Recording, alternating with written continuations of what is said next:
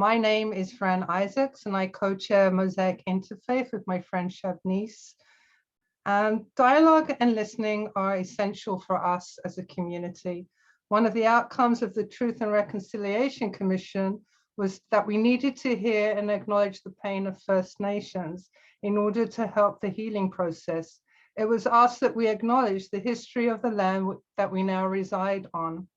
Today we gather on the land, which is the traditional territory of the Haudenosaunee, the Métis, and most recently, the territory of the Mississaugas of the New Credit First Nation.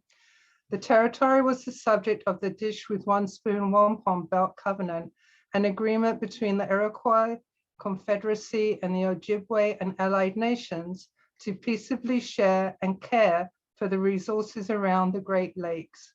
This territory is also covered by the Upper Canada Treaties. Since 1980, Mosaic has offered opportunities for dialogue and exploration of other faiths so that we can learn from and understand our different pathways to God.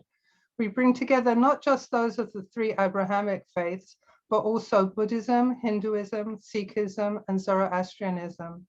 If we truly want to emulate God, then we need to both listen and hear the central messages that our sacred texts and teachings teach us to pursue justice and help to heal the world.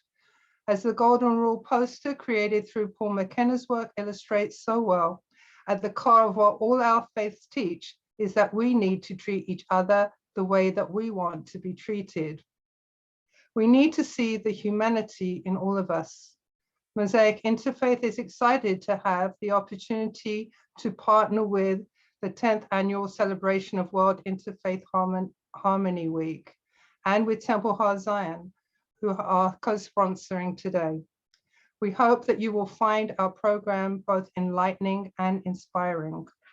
I'd like now to welcome John Vorposto, Chair of the World Interfaith Harmony Week Toronto Steering Committee. Thank you so much, Fran. As founder and co-chair of a group of very passionate interfaith doers who for the last decade have embraced and promoted World Interfaith Harmony Week events, I'm totally thrilled by this collaboration by Mosaic and Temple Har Zion. World Interfaith Harmony Week is a unanimously declared October 2010 United Nations initiative that was sponsored by His Majesty King Abdullah II of the Hashemite Kingdom of Jordan as a means to bring people of faith or no faith together to learn about each other. And so on behalf of our World Interfaith Harmony Week Toronto Steering Committee, I want to thank you and our very vibrant interfaith community for embracing this week every year. This collaboration is a great interfaith example of what we were thinking when we offered up this year's theme, listen, learn, and engage. And so I'd also like to thank the Three Amigos for so creatively addressing it. I also want to take this opportunity to offer up special congratulations to Mosaic for its interfaith leadership for the past 40 years. That is 4 times as long as we've been in existence. So Fran and your organization are to be lauded for that. And lastly, I would like to thank the audience for attending and wish you many more interfaith learning experiences. Thank you. Thank you. Okay, so once again, I want to thank Temple Har Zion for handling the registration and sharing of their technology for today's event, and of course to Rabbi Weiss and Dr. Karen Mock for their help and expertise. I'd like to introduce Rabbi Weiss. Rabbi Weiss is the Rabbi of Temple Har Zion, located in Thornhill, and is well known in our Mosaic community. He received his rabbinical ordination at the New York campus of the Hebrew Union College Jewish Institute of Religion in 1993. And he has a Bachelor of Music degree from 1986 from the University of Michigan, where he studied French horn, composition, and Judaic studies. And he also plays the accordion and piano and has composed many pieces of music. His passion for lifelong learning has enabled him to recently receive his Doctor of Divinity degree. And luckily for us, he has become very adept at managing Zoom technology. Rabbi, over to you. Thank you, Fran. That's my main job today. It has been an honor to be during my time here in Toronto to be part of Mosaic Interfaith. Just a week or so ago on Shabbat, we read off the Yartzeit. Yartzeit is a Yiddish word meaning anniversary, and we Jews mark the anniversary of the death of loved ones with special prayers and remembrance. And in our service, we remembered Aryeh Cohen, who I know was one of the founders of Mosaic Interfaith. And so we would call that Bashert, that happened just before our gathering today. It's been my honor over the years to be part of so many Mosaic events. It is in my top two interfaith organizations, along with the Greater Toronto Interfaith Clergy Curling Club. So if any of our panelists or clergy are out there who would like to get into curling, please let me know. And as we have hosted so many Mosaic events at the synagogue, I suppose it's a strange way to do it, but we are honored to host today by offering our Zoom account and our technology and our registration, and are so glad that so many people are here with us. And I am pleased. And as I said, we're going to leave chat off. Just a few ground rules, then I'm going to introduce Karen. We're going to leave the chat off for now. Once the speakers have completed their presentations, we will turn chat on, but we request that you'll only use it for questions for the panel, so that we can just organize those as we go. Please do not unmute. I will have to jump in if I'm hearing background noise and things like that. I will spotlight our panelists as well as Karen so that you will see them primarily. And now it is my honor to introduce our moderator, Karen Mock. Karen is a human rights consultant, educational psychologist, and teacher educator. She's a former executive director of the Canadian Race Relations Foundation and of the League for Human Rights of B'nai B'rith Canada. Karen is qualified by the courts and human rights tribunals as an expert on human rights, discrimination, racism, antisemitism, hate crime, and hate group activity.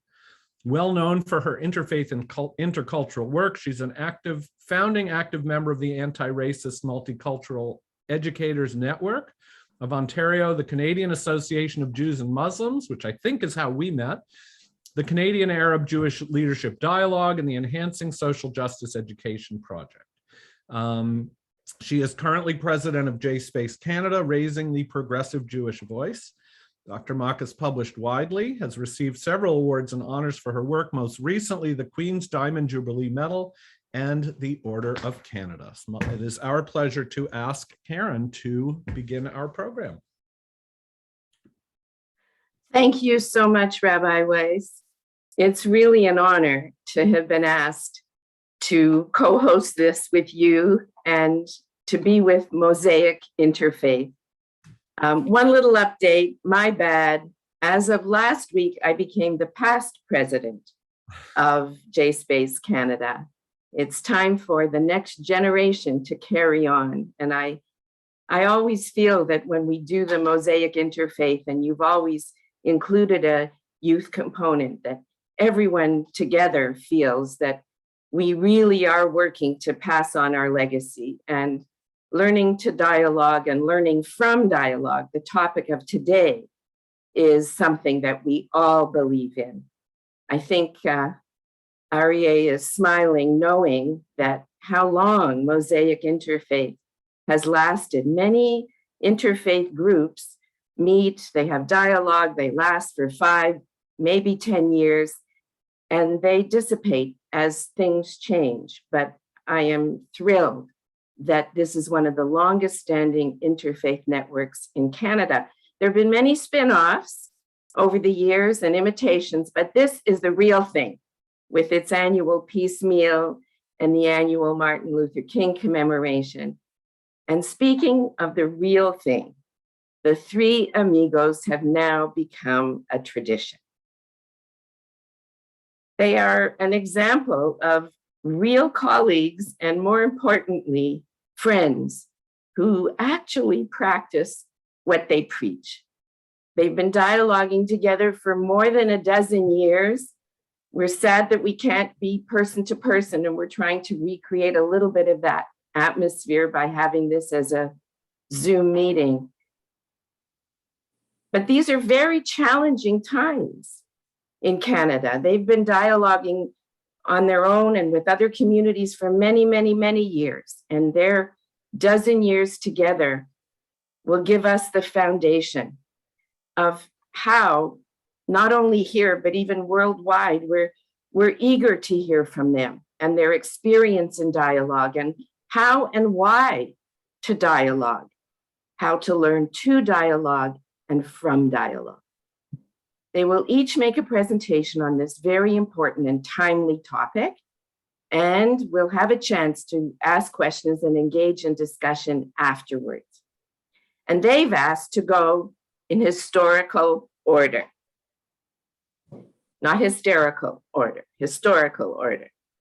So I'm first going to introduce Rabbi Michael Stroh, who was Temple Har Zion's founding rabbi and continues to serve the congregation by leading monthly Shabbat morning Torah study and other adult education programs. He teaches and lectures regularly at Reform, Conservative, and Reconstructionist synagogues in the Toronto area and interfaith programs at the University of Toronto, York University, and secondary schools.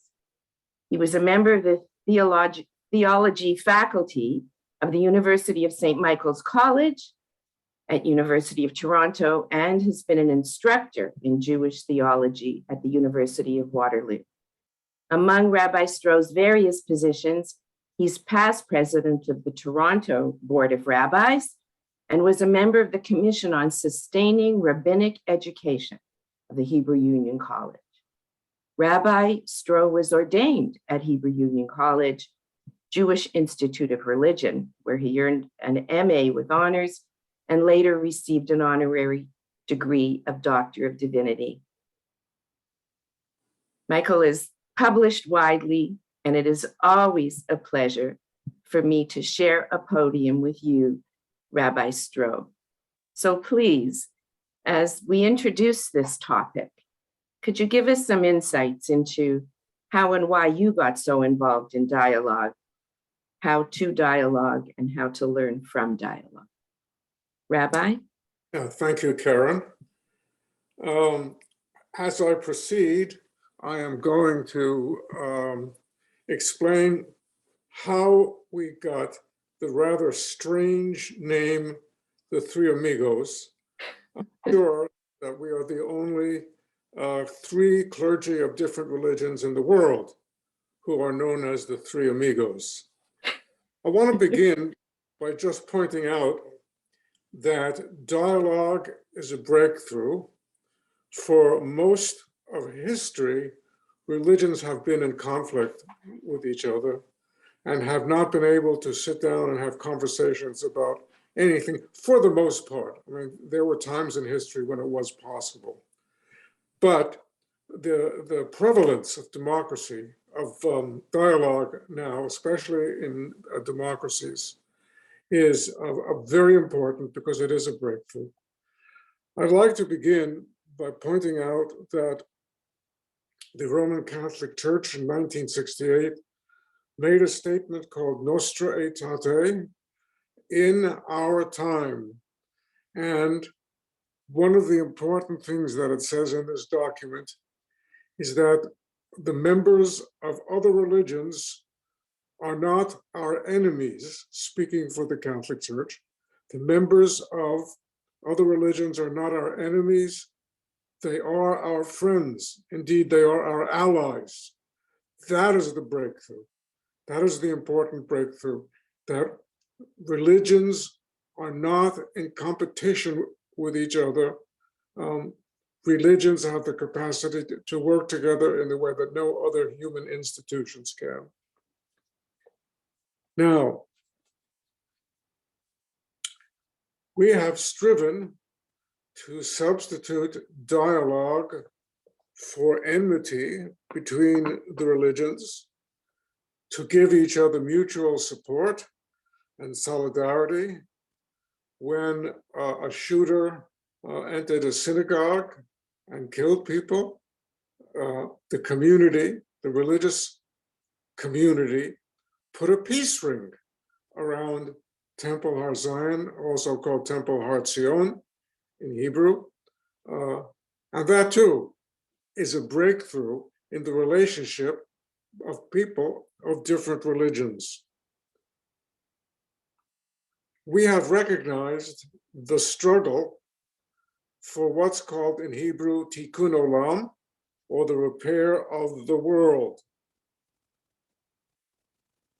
That we feel as religions the obligation, the moral obligation, to work to repair the world in which we live, and to do it in many ways together, is part of what dialogue has produced. Now, we were at the beginning, like everybody else, tentative participants. By we, I mean Canon John Hill and Imam Liaquat Takim and myself, tentative people who participated in dialogue. But we have become very close to each other. We have gone beyond just sitting and looking at each other and saying pleasant things. So we decided to take from the film, The Three Amigos, that name, and it somehow it became the name that is now associated with us.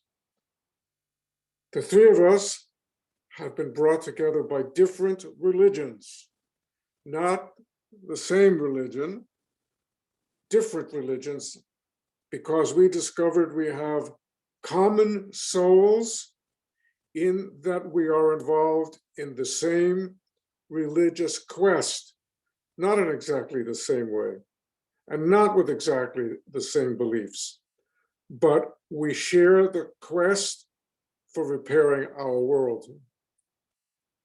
We have bonded. We have gone out for dinner with our spouses. We have had many lunches that became more than just our getting together to plan for programs. They also became, for the three of us, social occasions in which we not only shared ideas, but we shared ourselves. And ultimately, that is an important aspect of dialogue. Now, it has been pointed out that dialogue is preaching to the choir or preaching to the converted. In other words, those who are here today are already inclined to participate in this kind of activity, and those who are not inclined to do it are not here, but they precisely should be the ones who are here with us. So I do want to point out why it continues to be important for us to preach to the choir and to preach to the converted. When we come together in dialogue, we are more than isolated groups. We present together a religious witness to the community of what is possible. Mosaic, as has been said, for 40 years has been a religious witness to the community that we are not enemies. Members of different religions are allies in our common quest. We are a witness to the possibility of peace among the nations. The theologian Hans Küng has said that there will not be peace among the nations until there is peace among the religions. We are witnesses to the possibility of peace among the religions. Peace among the religions, from our point of view, in terms of understanding what God wants of us as human beings, is very different than the belief that terror in the name of God is what God wants. We support each other, facing those who say that indeed we should not be talking to each other, we should be killing each other. people who've been involved in dialogue, particularly clergy, have sometimes received some very nasty emails and even death threats. That shows us that this has touched a nerve which only we can touch through dialogue and reaching each other's souls, not to convert each other, not to bring people into our own community, but together to be witnesses to the possibilities that lay open for human striving. We are witnesses, edim anachnu. In Hebrew, according to the Bible, we are edim. We are witnesses to the community for what we believe together as people of religion. So I want to thank everybody for coming and participating in this strange way that we have become used to, using Zoom. Probably when this is over, we'll be very nervous about speaking to real people, but that's the way it is, and it's a pleasure for me to have been here. That's it.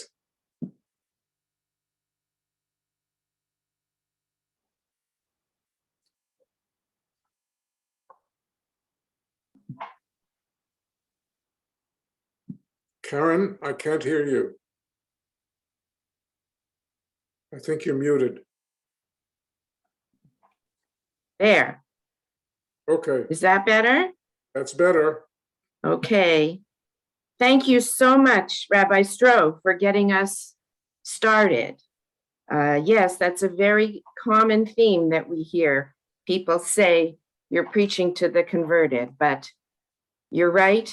We have to start with that if we really are going to have the impact of dialogue and have that actually impact people's behavior. We'll hear next from John Hill, who is an Anglican pastor and a canon of St. James Cathedral. He has a bachelor's degree in engineering and a master's degree in theology. Canon Hill is a past interfaith officer for the Diocese of Toronto and the author and contributor to a number of books and many published articles. His special field of study is the Christian practice of prayer and worship, and the focus of his work over many years has been clarifying and strengthening the ritual practices of the Church in a time when the role of the Church in society is rapidly changing. Canon Hill is the author of 2 books on baptism and many articles on the renewal of the liturgy. Canon Hill, it's been a pleasure to meet you and to get to know you a little better through this Three Amigos process. And I wonder if you would now share with us your views on why dialogue is so important, how to learn to do it, and to learn from it. Yes, thank you, Karen. Can you hear me?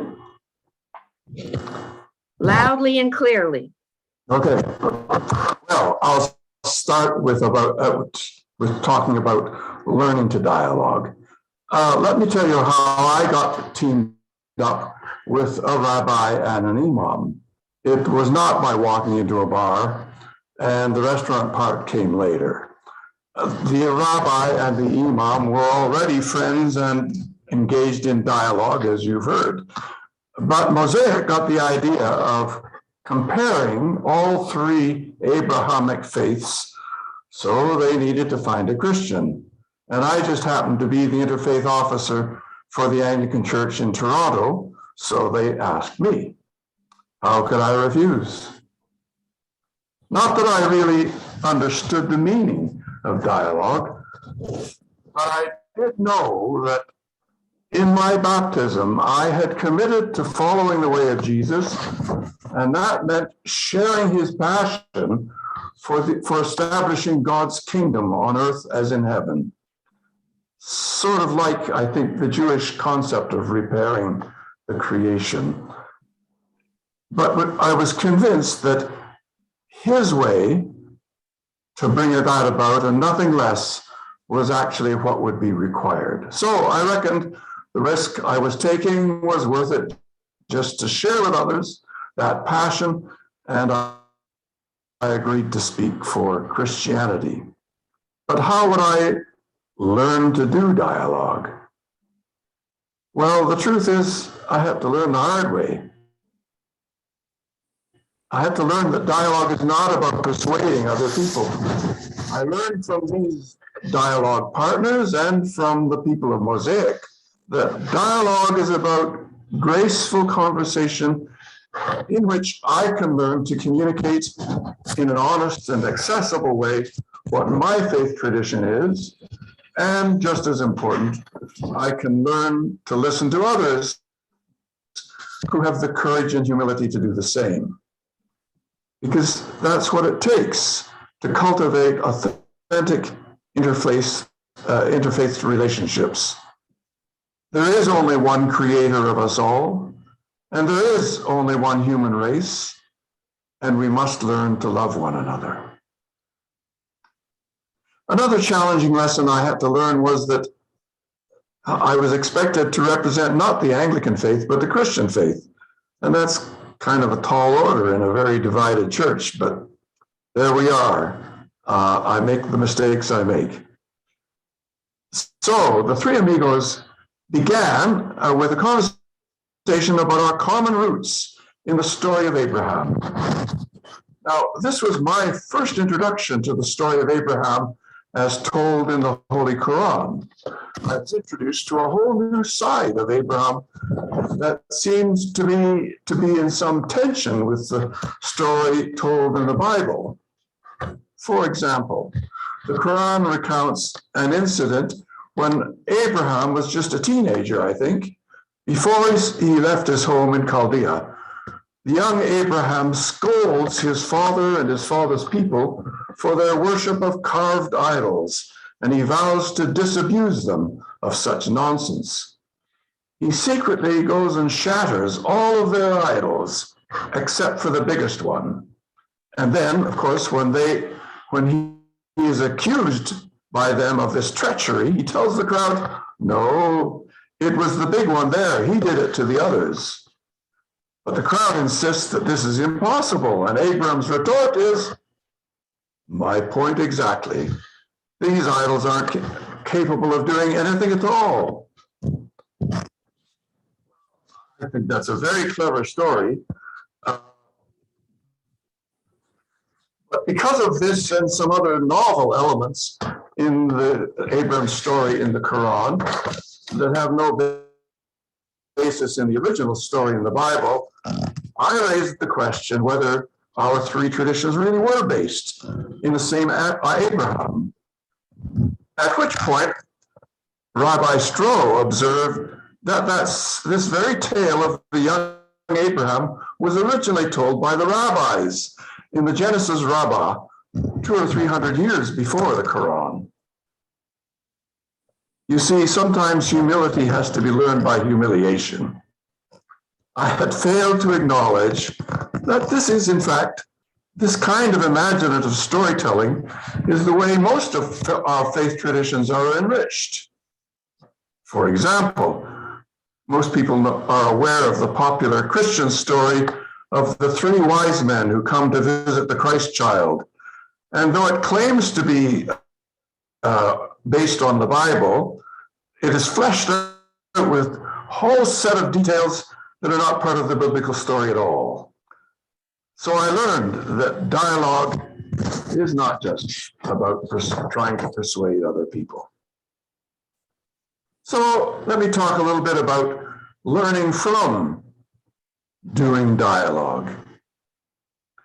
I suggested earlier that dialogue is about graceful conversation, about communicating the nature of one's own faith tradition, and about listening to others do the same. But active listening is a learned virtue, I believe. And I like to think that the Three Amigos, with the encouragement of Mosaic, have actually contributed to that kind of learning of active listening by the very structure of our sessions. Back at the beginning, especially, the topic of each session was proposed by the Mosaic committee, and so each of us spoke briefly to that topic, whatever it was.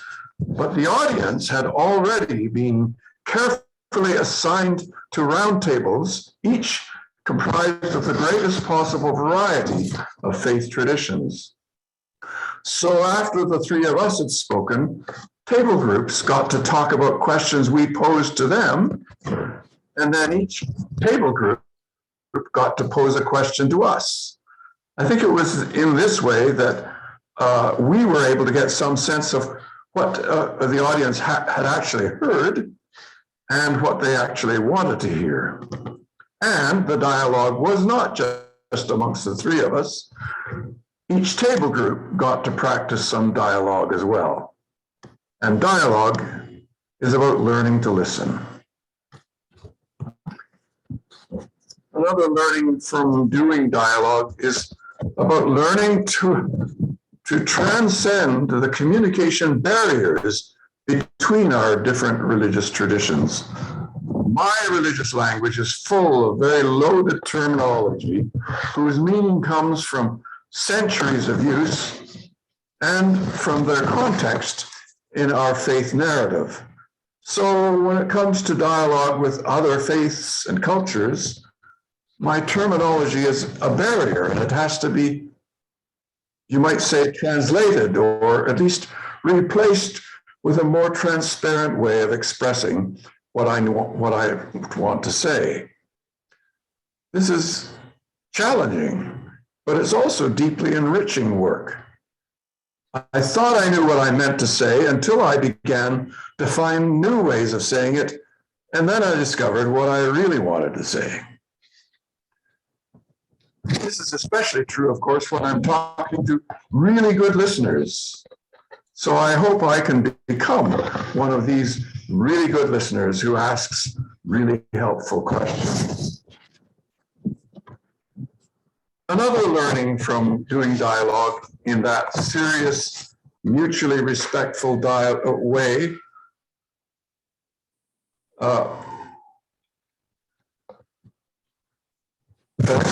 is that it leads to the development of wonderful friendships, even across serious differences that typically divide us. By the way, that's what walking into a restaurant was all about. We learned to do that too. And one of the fruits of such friendship, as the rabbi has already pointed out, is the growing solidarity of support from across different faith traditions, whenever one faith tradition is the target of hatred or violence. But as the rabbi also mentioned, it's been a challenge. This practice has been challenged because we seem only to be talking to the already converted. How do we have any impact beyond that circle? Well, I don't have any good answers to that, except that I could be Exhibit A. I never anticipated being part of such a dialogue, and I didn't realize what blessings it could bring, but Mosaic invited me to do it, and that has made all the difference. I suppose that this kind of dialogue could have wider consequences if through it we become sensitized, more sensitized to the evil of divisive sectarian behavior and religious rivalry, and learn instead how to hold one another responsible for practicing our own faith in generous and compassionate ways. In fact, when it comes to religious persuasion, I think the best evidence for the significance and potential of my faith tradition or any other faith tradition consists in the people who believe it and live by it. So there you have my introduction.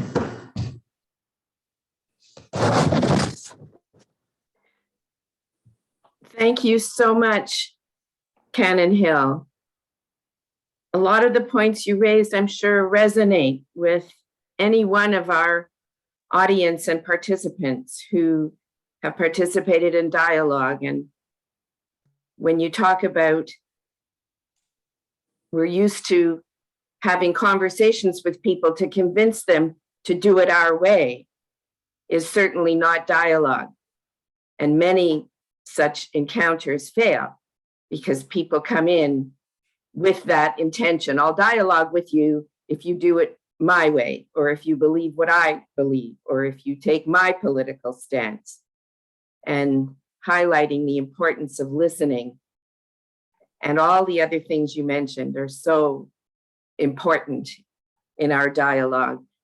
I was also struck when you mentioned that you were expected to speak on behalf of all the Christian denominations. And as the 10 principles of dialogue, known as the Dialogue Decalogue that Raisel Wyman introduced me to at the Dialogue Institute, one of the key things there is it requires the 2 levels of conversation within each ideological or religious community, as well as between. But perhaps we can discuss some of that a little bit later on. It's now my pleasure to introduce Professor Liaquat Takim, who is the Sarja Chair in Global Islam at McMaster University in Canada. A prolific writer and speaker, he has authored more than 130 scholarly works, which have been published in various journals, books, and encyclopedia. He has also translated a number of books from Arabic to English. Professor Takim has written on a wide range of topics, including Reformation in Islam, Quranic exegesis, the role of custom in shaping Islamic law, Islam and the Western diaspora, Islamic fundamentalism, Islamic mystical tradition, Islamophobia, and the treatment of women in Islam. Dr. Takim is in great demand as a speaker nationally and internationally, and I'm also, for us, glad to say locally too, and is now working on his 5th book. Professor Takim has taught at several universities, as well as taught many of us in Mosaic Interfaith. Thank you for being here again, Professor Takim. Your turn as the 3rd of the 3 Amigos. Thank you, Karen. Can you all hear me properly? If at any time you cannot, just let me know. Being a Muslim and part of the Amigos, I always get to go last. Well, in a way, it's an advantage and a disadvantage. I go last, so I have the last word. But a lot of what I wanted to say has already been said. That's the disadvantage. A little bit about myself before my main topic. I was born in Zanzibar, Tanzania. For some of you, you may know of Zanzibar. Zanzibar has become famous recently because they realized that I was born there. Seriously though, I mentioned Zanzibar because when I was young, I was very narrow-minded, almost bigoted. I believed that Muslims were the only ones who would be saved. Everybody else was going to be damned and were subhuman species. However, living in the West has required a major paradigm shift on my part. I learned once I came to the West that it is better and more appropriate to speak with rather than about the other. I had to engage in a paradigm shift from the language of conversion to the language of conversation. Before, I used to believe that I should be trying to convert everybody. Then I learned no, that I need to engage in the language of conversation rather than conversion. The word dialogue, by the way, comes from the word dia, D-I-A, which means, appropriately enough, to see through the lenses of others. Some of you may recall the Gulf War. I actually migrated to Canada a month before the Gulf War started in 1990. You may recall at that time Saddam was bombing Israel, and especially Tel Aviv. At that point, I called the Rabbi Michael, and to express my condolences, because I felt that killing innocent people, whatever they may be, is wrong. By the way, the rabbi and myself met at CBC radio station. That was our first meeting. That's where we got to know each other, and our friendship has continued since then. And when Baruch Goldstein killed innocent people in the Mosque of Hebron in 1994, the rabbi called me to express condolences, because like me, he believed that it's wrong to kill innocent human beings, whatever they may be. Thus, our dialogue started. What have I learned from dialogue, and how I have learned to dialogue? I've learned that dialogue means to go beyond negating misconceptions, and it goes beyond just understanding the beliefs and practices of others. Dialogue for me means to enter the heart of the people I'm dialoguing with. In other words, to attempt to understand what it means for Christians, for example, to affirm Jesus as their savior, to understand what the role of the doctrine of Trinity plays in Christianity. For Christians, dialogue, I would hasten to add, means to comprehend the pivotal role of the Prophet Muhammad and the Quran in the lives of Muslims. Dialoguing means to enrich our own faith by interacting with the other, while respecting and understanding the faith of the other. It does not mean to be converted by the other. I recall reading once that the Reverend Professor Wilfred Cantwell Smith, a wonderful human being who has written wonderful books about Islam, even though he was a priest, a Christian priest. He was asked once, and I want you to pay attention to this. He was asked, are you a Christian? If you are a Christian, I ask you, are you a Christian? The chances are you will say yes. Are you Jewish? The chances are if you are Jewish, you'll say yes. But when Wilfred Cantwell Smith was asked, are you a Christian? You know what he said? Ask my neighbor. Ask my neighbor. To me, that was a very important and very clear response, that really is the neighbors who will attest to whether I'm a real Christian or a Jew or a Muslim. When we dialogue, or before we dialogue, we often tend to compare our ideals with the realities of others. But if we are to compare, then we must compare our ideals with the ideals of others, or our realities and the realities of others. It is through dialogue that the notions of the other are challenged and altered. We learn, and I have learned certainly, to embrace those who I excluded or demonized in the past. I've moved away from defining myself above others. For me, dialogue means to bring the hearts rather than the minds together, to engage one another so as to help construct a more humane and a just world. Dialogue is more than just understanding, my friends. It's also to create space within myself for the other. When I embrace the pastor or the rabbi, in many ways, I'm explaining to them that I've created space within myself for you. I feel your pain, just as you feel mine. Dialogue has to go beyond just talking. It has what we call action-oriented dialogue. In other words, as the pastor John Hill said, it is the communities, not just scholars, who have to dialogue. In many ways, it is also the youth of Jews, Christian, Muslim, and other communities who have to be doing things together, like skiing or bowling, or whatever it may have taken. I have learned also through dialogue that indifference on behalf or on the part of the Muslim community, indifference has encouraged the extremist expression of Islam. And I realized that the silent Muslim majority syndrome has to end. The silent Muslim majority syndrome has to end. Why?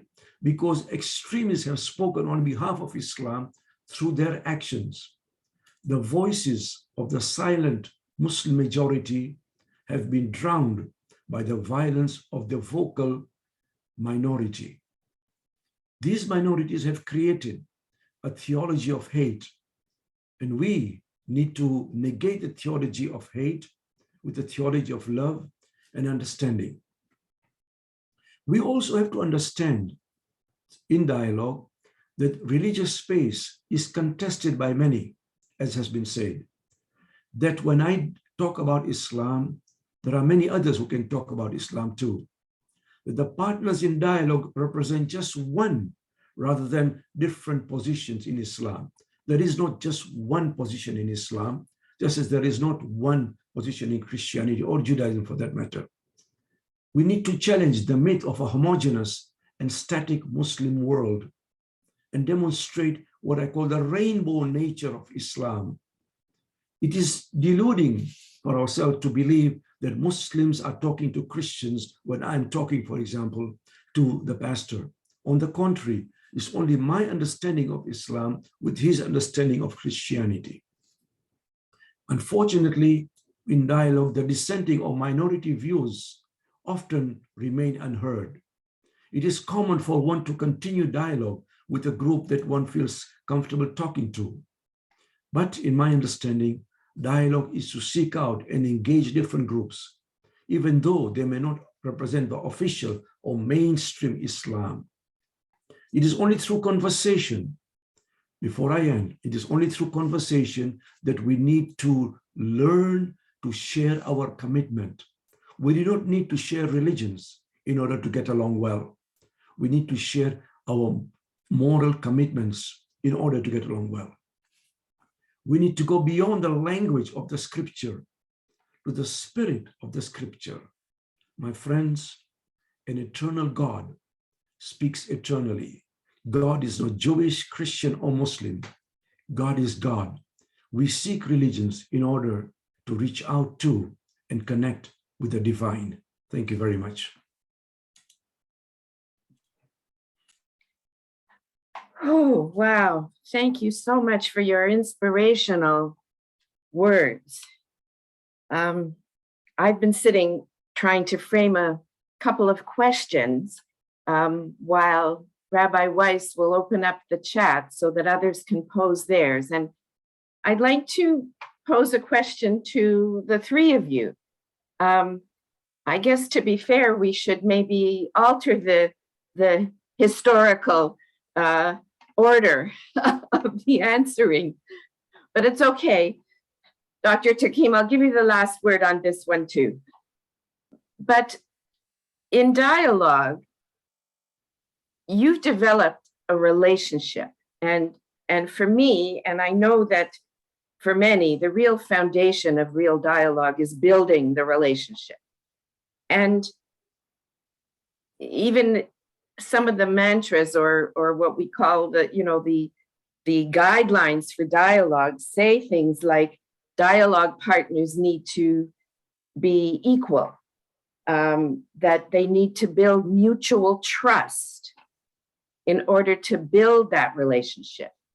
But when the extremes have used their propaganda, whatever that is, and people have been taught to hate, could you give us, in your view, some practical ideas on how to go about building that trust? I ask that question because in education, in some of the theories and practices of dialogue and diversity and equity and inclusion, people learn the skills of counseling and empathy and listening and all of that. But when it comes to religion, or it comes to politics, or it comes to something that they feel emotional about, those very skills that they have seem to go out the window, and they can't give the empathetic response or listen until they have a clue. So I'm wondering, maybe this time we'll go in the order of Canon Hill first, and then Rabbi Stroh, and then Dr. Takim. Could you share with us a couple of your ideas on how you actually go about building that trust when some people think dialogue means debate? It's a tough question. And the only thing that comes to mind at the moment is to describe how it began to happen for me. when I first met Michael and Leah Kat, I just assumed that they were representative of the stereotype of Jewish and Muslim faith that I held. And it was Michael who stepped out of that caricature and took me to coffee, I think it was, and began to describe to me some of the ways in which Judaism or Jewish scholars had attempted to come to terms with the narrative of Jesus. I hope you remember this, Michael. And that was a way of breaking through the guarded heart that I had brought to the relationship. And it just built from there.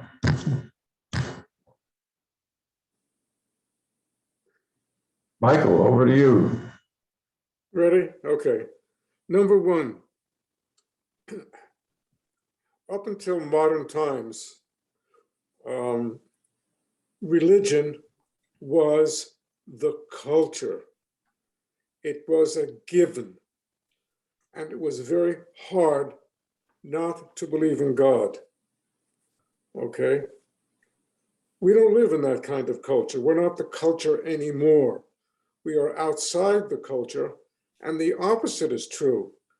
People are finding it more difficult to believe in God. So we're in a different world than the history of our religions presents to us. So that's number one. We find ourselves there. One of the things we discover in dialogue is, hey, there are other people who are religious. And you know what? They're not extreme.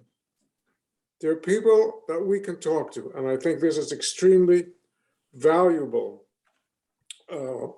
for us. I think there are three kinds of people when it comes to dialogue.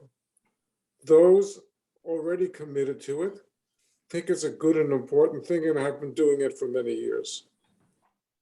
The second group are those who would be open to it, but never occurred to them that they should actually participate in this.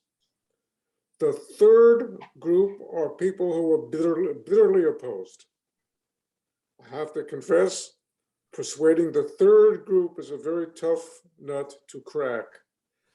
But the second group of people who would be open to it, if approached properly, and people who would come to understand what we're doing here and why it's important, would be open to it. And I think we have to develop techniques not to just hold this into ourselves, but to let people know out there what's going on. Develop the media somewhat more who would prefer to talk about hatred between religions than love between religions, and get them on our side to publicize this to the second group of people.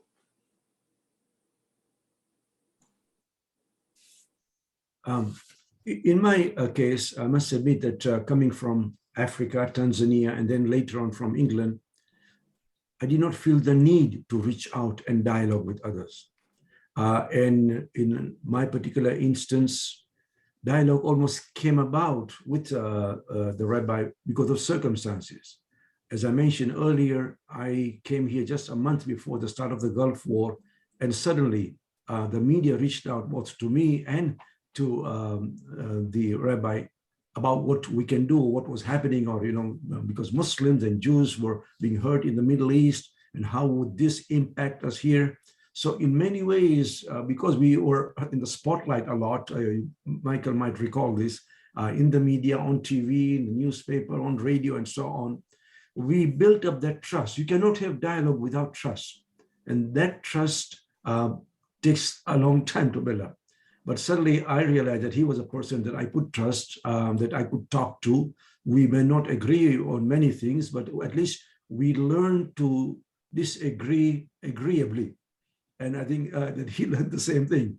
And consequently, I think dialogue came about because of that. There are, of course, various aspects of dialogue. Gradually, we learn to talk about things which were beyond our comfort zone, beyond just, I know you and you know me. We started talking about authority, about scripture, about fundamentalisms, especially after Canon Hill joined us, and we're talking about mysticism and so on. So in many ways, we have expanded the scope of our dialogue and also the subject that we are dialoguing on. Michael? Yes, when Liaquat Takim and I first began to talk to each other, we were looked at as unusual people. Shouldn't you guys hate each other? Well, I'm a little suspicious of this. What's going on here? Well, we have found it sometimes on the radio. We've been on the radio together several times, that people at first see us as oddballs, people who shouldn't be doing what we're doing. But the more we do it, and the more we do it in public, the more people say, hey, this is really a very good thing. If I can add just one very quick anecdote, the rabbi is one of the very few people that I know of who's actually funnier than me, because he came on TV and said publicly that whether you're Jewish, Christian, Buddhist, or Hindu, there's one thing you'll always need, and that's a parking lot. And it's actually true, because the mosque and the temple was sharing a parking lot. And ironically, it's that parking lot that brought us together initially, because the Jews was using our parking lot and we were using theirs. And our conversation, our relationship developed through that parking lot. I'll never forget the cartoon in the newspaper of the two of you talking to each other in the parking lot. I still have a copy of that. I was heading the League for Human Rights of B'nai B'rith at the time, and we were bringing people together to have these conversations during the Gulf War. There are lots of questions in the chat.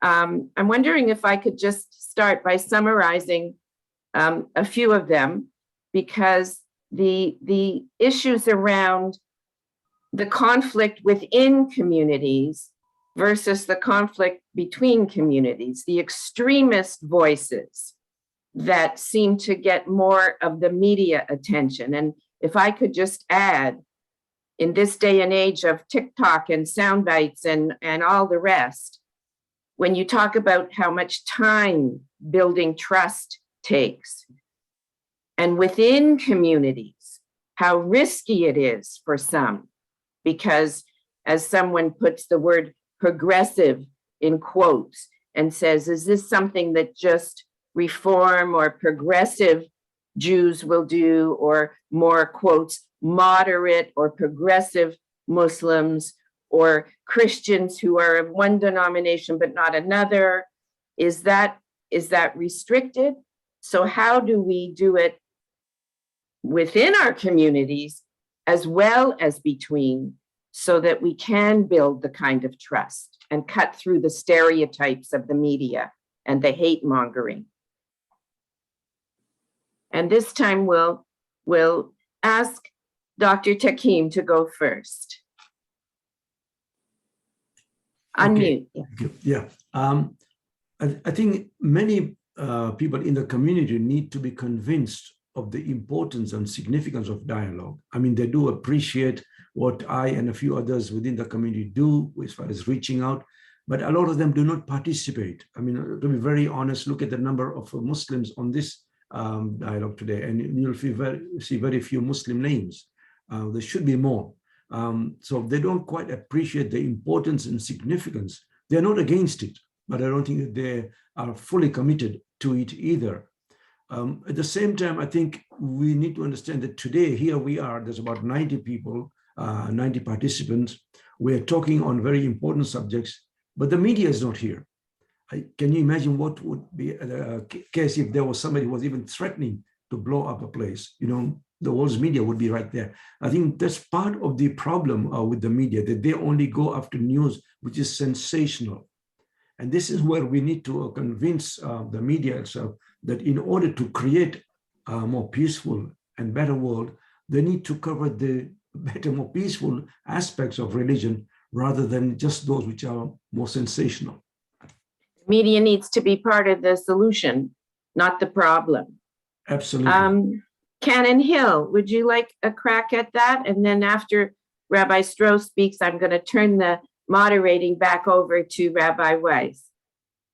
Could you just reiterate the question? It's complicated. Well, the idea of the different, first of all, within each faith group, there are different denominations or different factions, that range from fundamentalists to what people are calling progressive or more liberal thinkers or moderate. I mean, that language is fraught with challenges.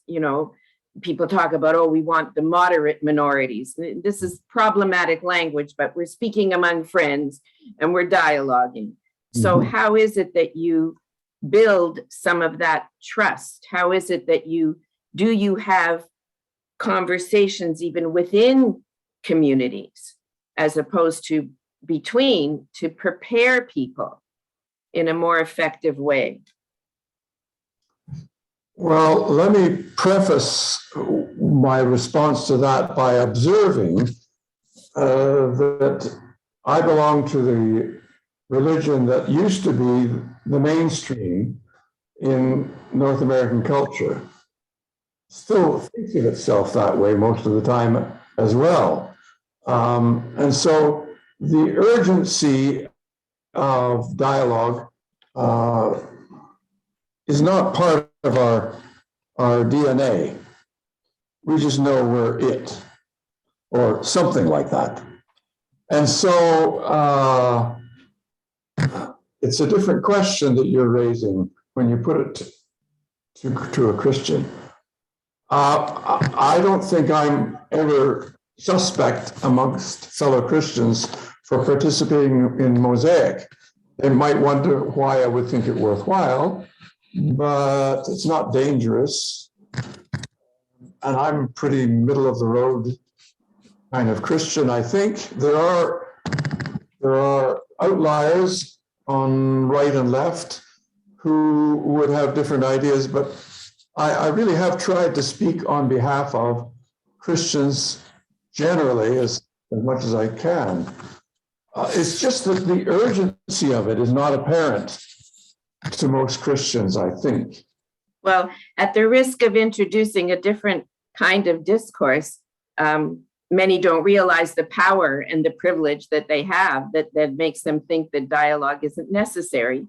And when Dr. Takim was speaking, and he mentioned that there are fewer Muslims that participate in this kind of thing, it's often because they feel the power dynamics might be such that they are not really able to be treated with the equality. And this is such a fundamental aspect of dialogue, is the partners being equal partners. Right. So Rabbi Stroh, would you like to comment? And then we'll get back to the questions that are coming through the chat.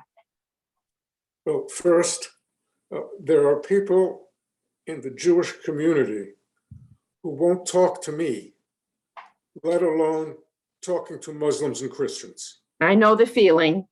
Yes. So on that issue, we have our work to cut out for us. I'm really more interested in opening up possibility to the uninvolved, those who can be awakened to the value of this and that it's not a waste of time.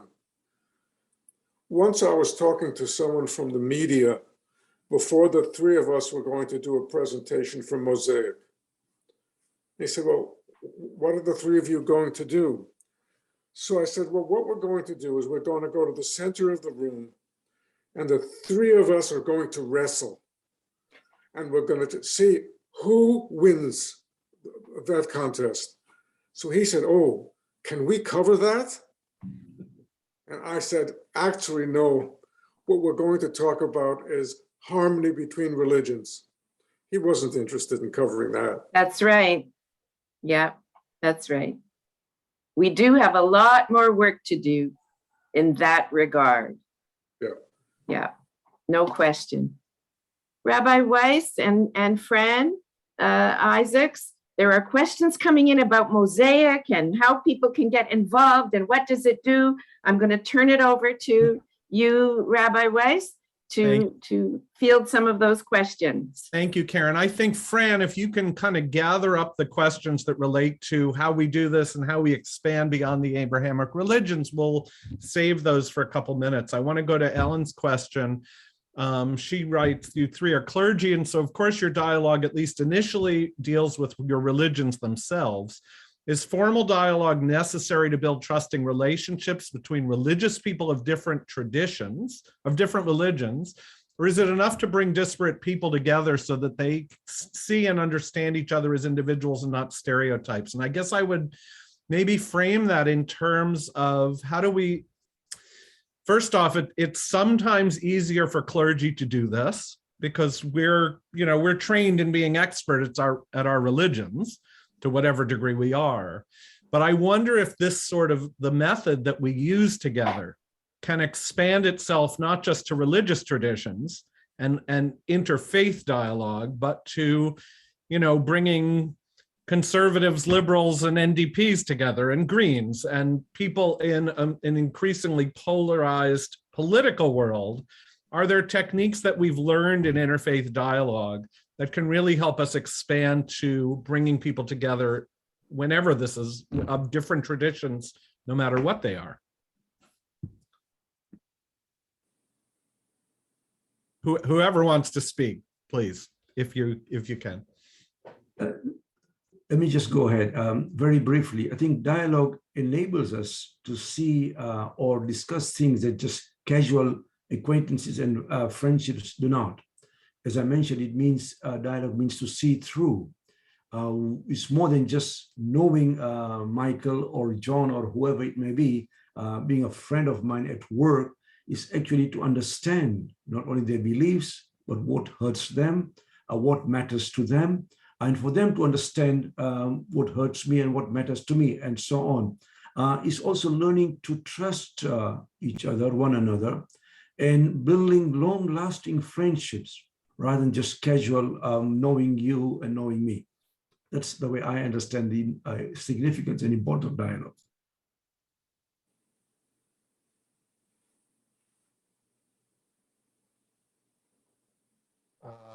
Let me attempt to say that I think that one of the weaknesses that besets not merely interreligious dialogue, but the kind of dialogue, the kind of relationships amongst different political parties or different sectors of our society, is the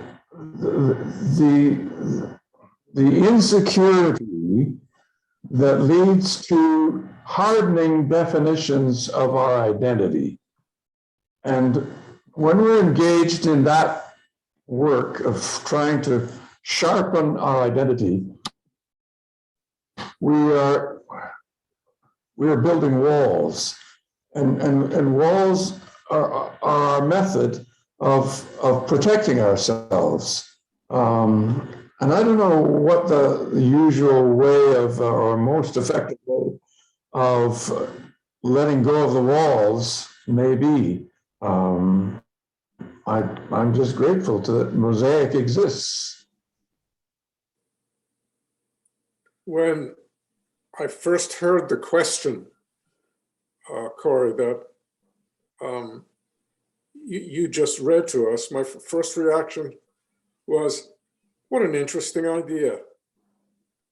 Because it's in the nature of politics for people, let's say, in an elected office, or people representing the different political parties, to try to find whatever slip, whatever they can point out has been done wrong or said wrong in the other party, and to use it to be able to be successful at the polls.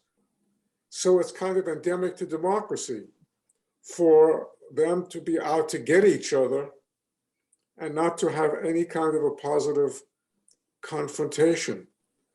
Suppose they had a meeting of these people who sit in parliaments, federal and provincial, and the purpose of them to get together is to ask themselves the question, when we get to the bottom line, what are we doing here? What is our purpose in being a representative, a political representative of the people? When it comes to that, even though I disagree with so-and-so from the other party, do we share the more noble desire than the petty one? Things have become more and more polarized. And perhaps there is an area for political dialogue in the same way that we have found religious dialogue to be useful. Thank you. Well, we have a question from Mexico. One of the folks in the nice hot sun right now, asking about the common things you agree upon. But I would also add to that something we talked about last week, which is how do we progress this kind of dialogue and this kind of friendship to the point where you can start talking about the things we don't agree upon, right? I think I mentioned that Dr. Reuven Firestone says that if you are not talking about the tough things, you have not really progressed to dialogue, you're just doing the niceties. And we do those well.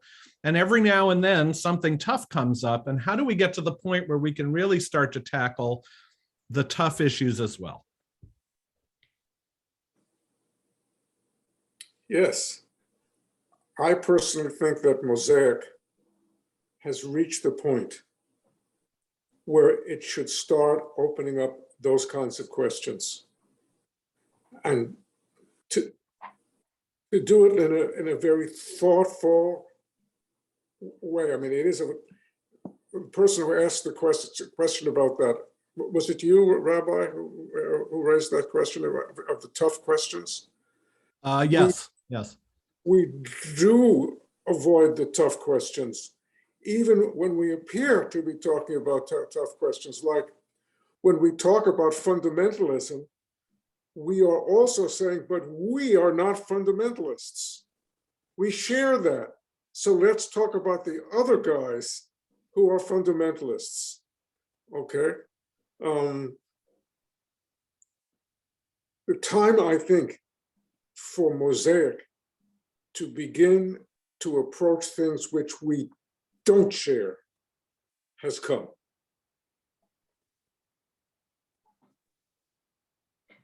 I, for one, am certainly glad to hear that, and the kind of deep dialogue when, you know, I know that Mosaic, we've always tended to avoid the capital P political issues. And yes, we do need to bring the media on board. I noticed that Yasmin Ratanzi asked that question about, you know, how do we bring this kind of thing to the attention of the media in a very constructive way.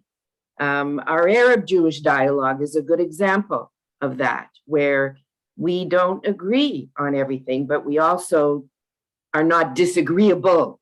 You cannot agree without being disagreeable. And we find that when people don't have the trust in each other and don't actually, how do you put it? You can't dialogue with someone who wants to kill you. So it's not the real extremes we're talking about. We're talking about how do we lay the groundwork to really delve into some of the more difficult issues that are presently dividing us and impacting on the universities, on schools, on people, again, not practicing what they preach because they've allowed hate and divisiveness and bringing political issues into the arena and have forgotten what they have in common and what we really want in this country. So I'm glad to hear that it may be that Mosaic will now begin to say, okay, we know how to dialogue. How do we learn from dialogue so that we can now tackle the tougher issues? I think it's important too to think about the goals of dialogue. Why are we doing this? Is it just so we can get along together? Is it so we can, as Mosaic has done for so many years, when we do our programs teaching about what each religion says on a specific topic, we often find that they all say the same thing. And it's very pleasant and nice. But we get a question from Winnipeg. Isn't it better to do dialogue once and work on a project as a team, having people from all 3 religions, or in the Mosaic case, I think it's 7 religions.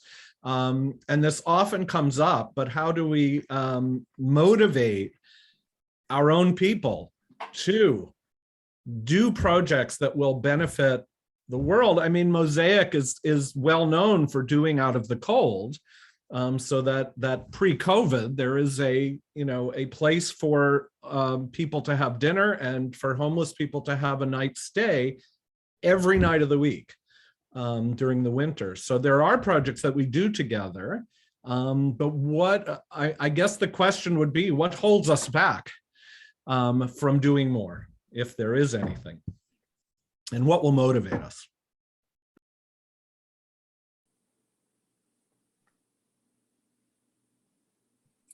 Well,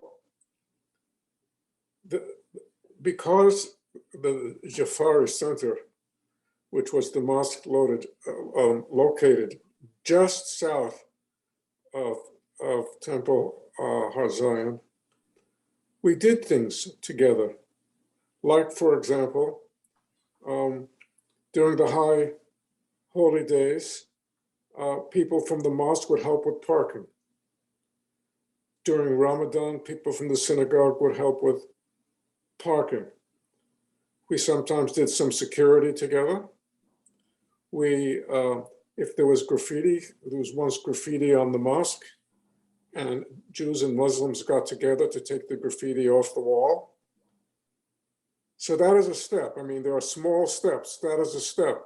Then the next question would be, how do we take this out of the mosque and the synagogue and into the community? I mean, it's a very good, there's something outside or out of the cold does it, but something in the community where people see we are here as Muslims, Jews, and Christians together to make a difference in the lives of people in our society.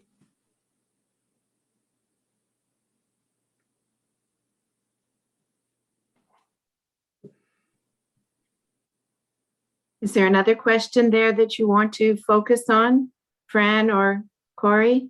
Fran, I think it might be good if you could answer a little bit about the expansion beyond the Abrahamic faiths, the faiths that are represented in Mosaic, and the kind of activities that we've done over the years, because there were a few questions that kind of dwelt on that. Exactly. So in answer to the questions, we don't always have our Three Amigos presenting at Mosaic programs. It's just that these are the 3 that speak through our dialogue from Abraham's 3 faiths. So we've had the privilege over the years of hearing from members of like other Muslim leaders or Christian leaders or even other Jewish leaders, including Rabbi Weiss, but others as well. We've also had opportunities to discuss broader topics. Like there was a question about climate action, and we have done programming around climate action. We've done programming on affordable daycare, because those things are necessary for the benefit of us as a society. And as people of faith, we're supposed to be looking out for each other. So those are common things that Mosaic has tried to touch on over the years and try to get some kind of motivation going within our congregations, remembering that we're more than the 3 Abrahamic faiths. Mosaic is very fortunate that way. And So when we have done things that are more, I'm going to say generic, in that they are for the benefit of society as a whole, but we're coming at it from a position of faith, because that's our teaching. We're people of faith. So we're using those groundworks, those core teachings to inform us and give us those common grounds. And as Rabbi Weiss has said, when we brought up those topics and invited representatives from all of the faiths that we have as part of Mosaic, we get an opportunity to learn from each other, and that shouldn't be negated. It may not get us always to the more complicated questions, which I think is what's driving some of the questions in the chat, which would seem to focus more on just the Abrahamic faiths, but we're more than that. So I just want to make sure that we're all aware of that. So the Out of the Cold program is a social justice, social action project. That's something that we have in common. But we've also been very supportive of each other. So when we recently had the hostage taking, I received emails from many people within Mosaic, not all Jewish or Christian or Muslim, but from other faiths also, reaching out to show support. And you can't negate that. We are learning from each other, and we are dialoguing with each other, and we are becoming friends with each other. And what we've noticed over the years is that it's not always the same people. There are a core group that we see, and we're all excited to see each other whenever we have a program. But invariably, there are always new participants that we can embrace and be part of Mosaic. So we may not all be the choir, but by offering programs and dialogues and whatever else we're able to offer, eventually it trickles out and you get more people. Yeah, Vivian asked about the 7 faiths. So it's we have representatives of Judaism, Christianity, Islam, and various different groups within those, as well as Hindu, Buddhist, Sikh, and Zoroastrian. Have I missed any, Fran? I think that's pretty much everyone, which is, I have to say, coming 16 years ago to Thornhill from rural Connecticut, I was the religious diversity there. So to come to a place like Canada, and especially Toronto, with all those religious groups represented, is a wonderful thing. One of the programs that I've always looked forward to annually, and God willing, inshallah, we'll be able to be in person again, is the annual peace meal. And part of the reason that I think Mosaic has been so strong and kept on is that whichever congregation hosts the peace meal, it's co-hosted and co-planned by the one who's going to do it the next year. So there's always the succession planning, and the topics are inclusive, and so are all the foods we share. And when you break bread together, it has such an impact, and all of the faiths are represented.